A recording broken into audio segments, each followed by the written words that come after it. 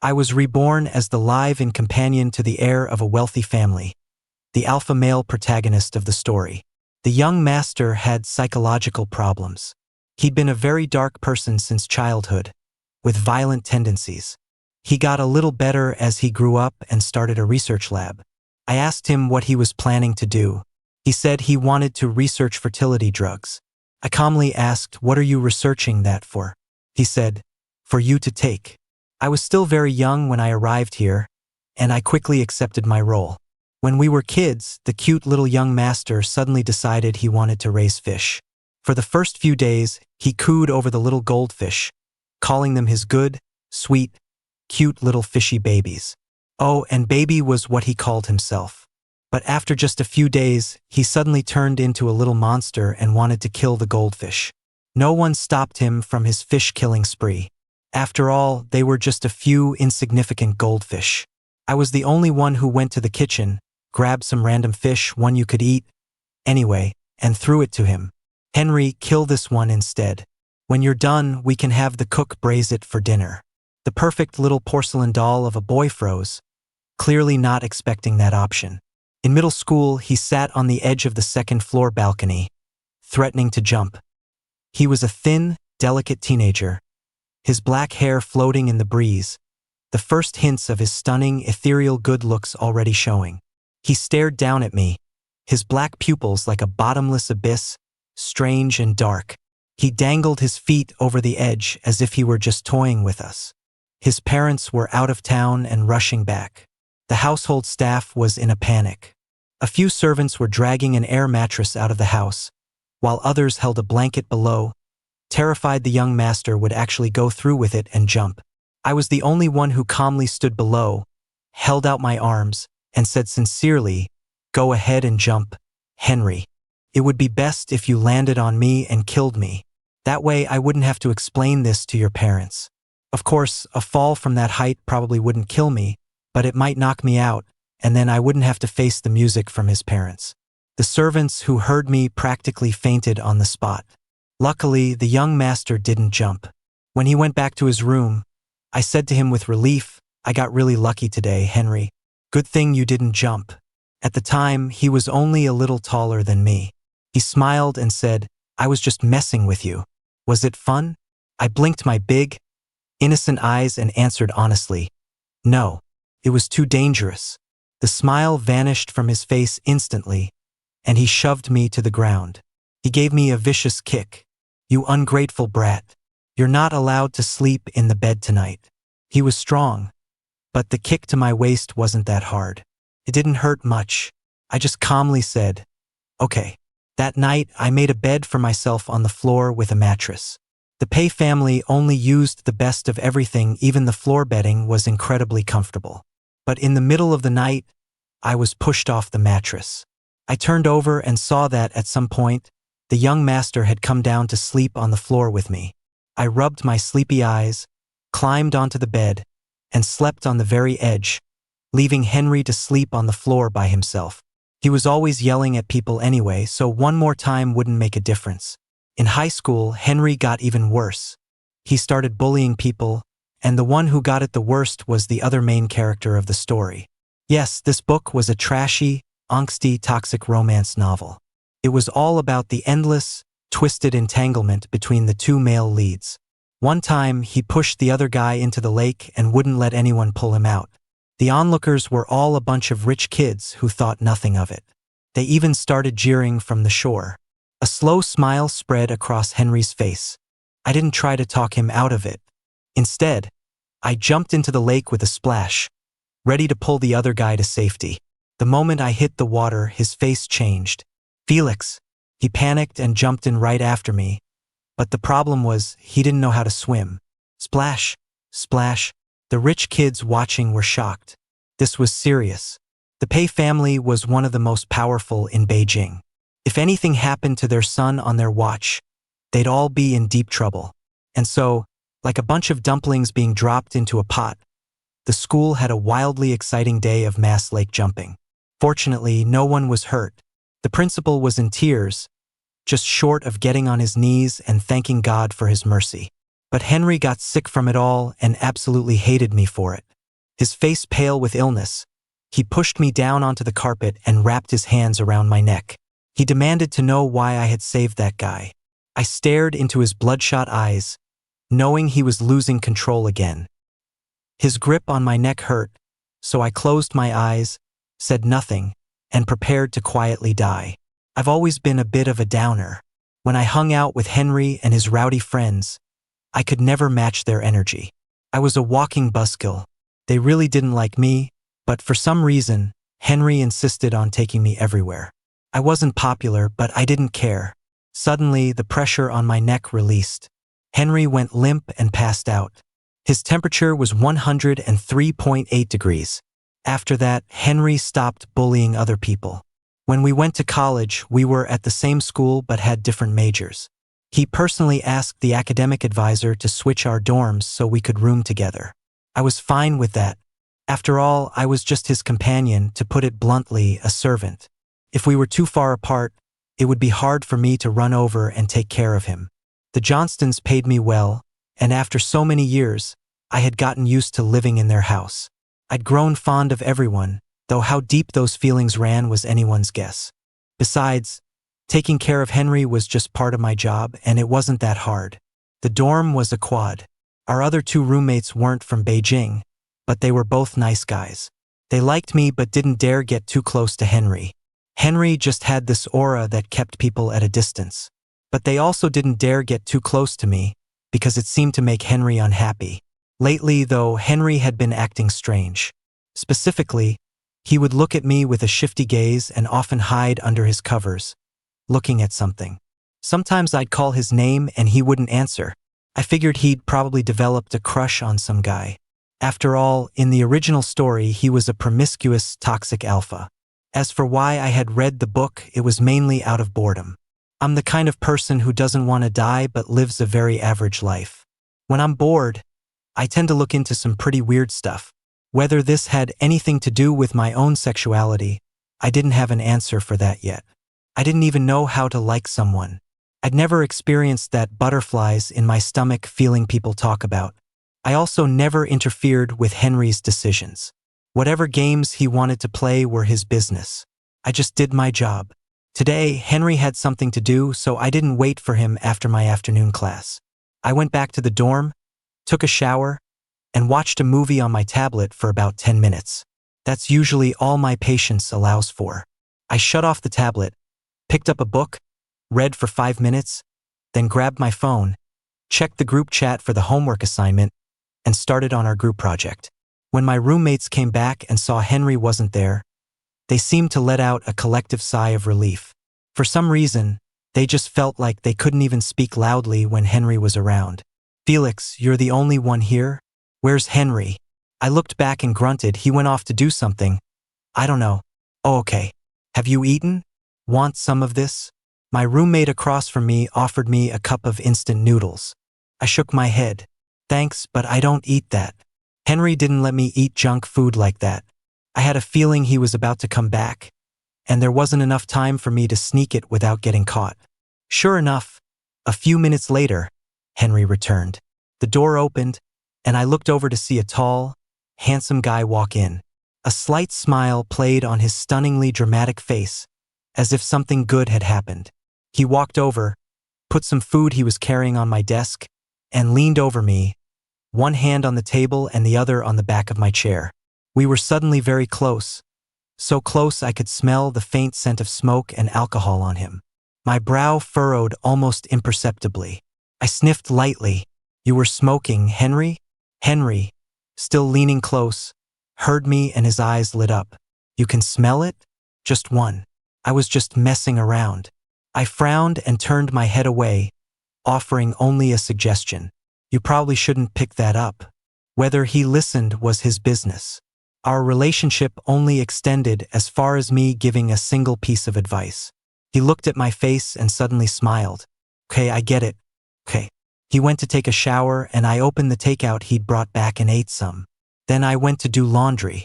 When Henry came out of the bathroom, he stood behind me and his hands fell on my waist, which honestly gave me a huge scare.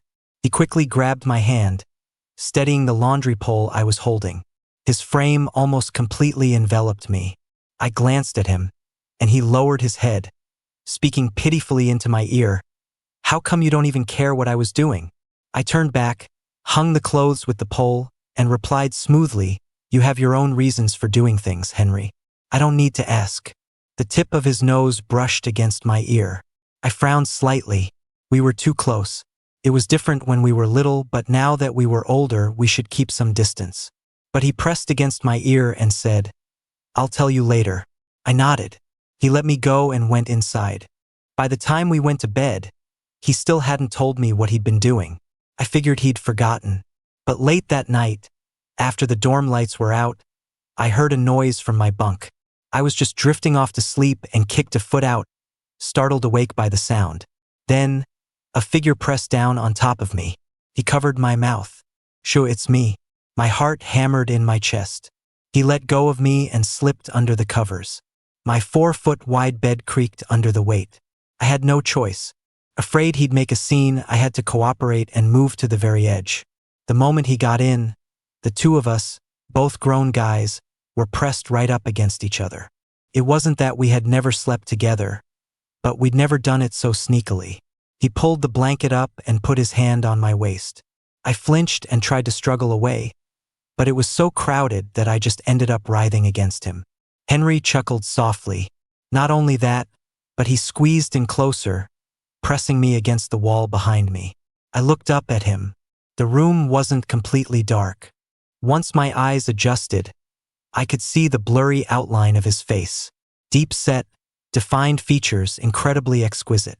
Henry was very handsome, especially his eyes.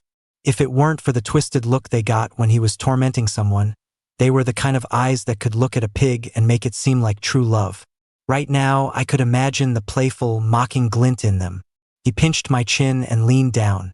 His nose poked my cheek. I froze for a second. "So soft," he said. My hands were on his waist, pushing him away. But his hands roamed over my body, dominant and forceful. He kissed me too hard, and my mouth started to hurt from the pressure. I couldn't help but let out a small whimper. That just made him more excited. He threw a leg over mine, pinning me so I couldn't kick him. I'm screwed. Henry's new target for torment is me. "I think I've found something really interesting," he said in a hoarse voice next to my ear. I don't remember how Henry left. All I know is my pajamas were a mess, and my lips were swollen and throbbing. I stared at the ceiling, completely stunned. The next morning, our two roommates left for their early classes. College courses weren't too many, but not too few either. I also got up early, my expression calm. I didn't dwell on what happened last night. For me, it wasn't disgusting, but it wasn't enjoyable either, which meant it was acceptable. As for Henry, he was probably just looking for some fun. I was used to him acting crazy now and then. It wasn't a big deal. Henry didn't have an early class either. When he got out of bed, he rubbed his eyes, glanced at me, and then went to wash up. After he came back, he walked over to me. I was just about to ask him if he wanted breakfast, but his hand landed on my chair, and he pulled. The chair scraped across the floor. I froze, and the next thing I knew, the chair and I had been pulled out. Then Henry actually grabbed my calf. I let out a startled gasp. He held my legs, and I instinctively grabbed his shoulders as he lifted me up. He then sat down in my chair, and I ended up sitting on his lap, my back against the chair's backrest. I frowned, unhappy. "What are you doing? Henry, please let me go." Henry's eyes were bright. "No, I liked how it felt last night. What about you? Did you like it?" He was always pulling some prank and then asking me if I liked it. If I said no, he'd get angry, but I always answered honestly. Like now, I said seriously I disliked it a little. Sure enough, Henry's face darkened, a dangerous glint in his eyes. He gritted his teeth and asked, "What part did you dislike?" He was clearly not happy. I shook my head. "That's something couples do. I'm your companion, not your bedmate." He looked stunned, then asked with a naive expression, "How are we not bedmates? We've always slept together." I was speechless. That was just as friends, as a master and a servant.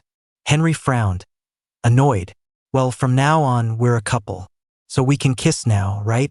I tried to get up. I haven't agreed. Henry suddenly got furious and held me tight. Why not?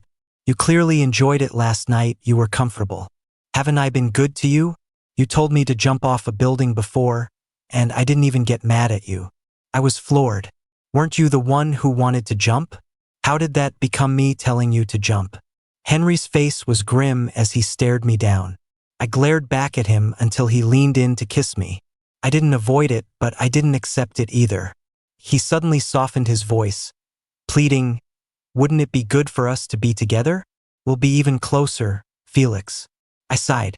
Putting aside the fact that I'm just your companion, your parents would never allow you to like a guy. Henry suddenly turned fierce, lifting me up and pressing me against the closet door. The impact was sharp. I bit my lip and turned my head away from him. He pressed his body against mine, grabbed my face, and forced my lips to pout towards him. His intensely aggressive gaze locked onto mine. The boy's features were as exquisite as a painting. His voice magnetic and alluring. "Felix, we'll just do it in secret. Maybe I'll stop liking you later anyway." My brow furrowed slightly as I seemed to consider it. Sometimes I think neither Henry nor I are normal people. Our thought processes are pretty weird. Like right now, I was actually hesitating. Seeing my hesitation, he praised me. "Good boy, Felix. I probably only got interested in guys because of that stuff my friends shared. Just indulge me, okay?" I froze, knowing he must have seen something. "What did you watch? Send it to me." He looked guilty. "I only watched a little bit. It was kind of gross. But then I dreamed about you." I clapped a hand over his mouth. His gaze turned sinister, and he actually licked my palm. I snatched my hand back in a panic, and he immediately captured my lips. It was an effort for him to hold me. I'm only about 5 feet 8 inches, but he's already 6 feet 2 inches. How is there such a big difference when we eat the same food? When Henry finally let me go, my legs gave out. He quickly grabbed my waist, looking quite proud of himself. "Your legs are already weak just from that. How interesting." I glanced at him. Henry genuinely found it interesting, as if he was figuring something out. And just like that, we added another, more fragile layer to our relationship. He was as bossy as ever, and he became increasingly clingy. He loved physical contact and taking pictures. Of course, they weren't compromising photos, but they weren't exactly ones you could show people either. I could tolerate it. Occasionally, I had to take pictures of him in return. If he ever leaked my photos, I'd leak his too. Sophomore year, we moved out and got our own place. Henry got even crazier, loving to do things he found interesting. By now, he had started getting involved in the Pay family business and became very busy. I wasn't busy at all. My job was to take care of Henry. I'd figure things out when I was eventually unemployed. Lately, he was out at business dinners every day and would come home very late. I used to wait up for him, but now I just went to sleep on my own. The problem was, he'd come home reeking of alcohol and still want to fool around. I wasn't happy about it, and we got into a huge fight. Every time we fought, he would solve the problem in bed.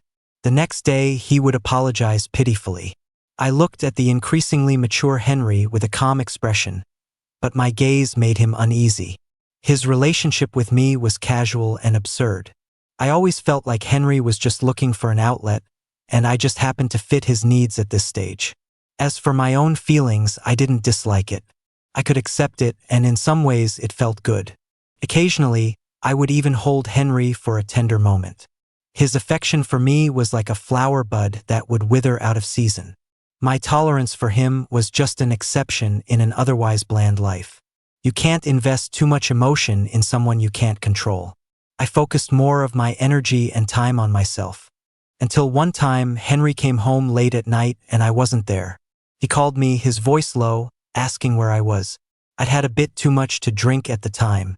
I tried my best to make my voice sound normal, but he could still tell something was off. Henry was furious. When he found me, I was just about to say goodbye to my upperclassmen friends. But the moment he arrived, he grabbed me and dragged me away without a word. They all knew Henry and knew we were close, but seeing how fierce he looked, they were worried. I even turned back and waved at them with a smile. Once in the car, Henry buckled my seatbelt and drove home. I was pretty drunk, but in a good mood. You came to pick me up? Thanks. Henry's face was cold, and he didn't answer me. I was drunk and started rambling to him. They're so nice, so much fun. It's the first time I think I've ever laughed so happily. It was a strange feeling, a genuine, heartfelt joy. I didn't notice Henry's face growing colder and colder. I talked until I fell asleep. When I woke up, we were in the garage. He practically dragged me into the house and threw me on the sofa. Before I could even react, I was subjected to Henry's stormy torment. Does being with me make you miserable? Aren't you happy with me? Felix, you've changed, you've changed. He was like a madman. I clung to him, trembling and begging for mercy.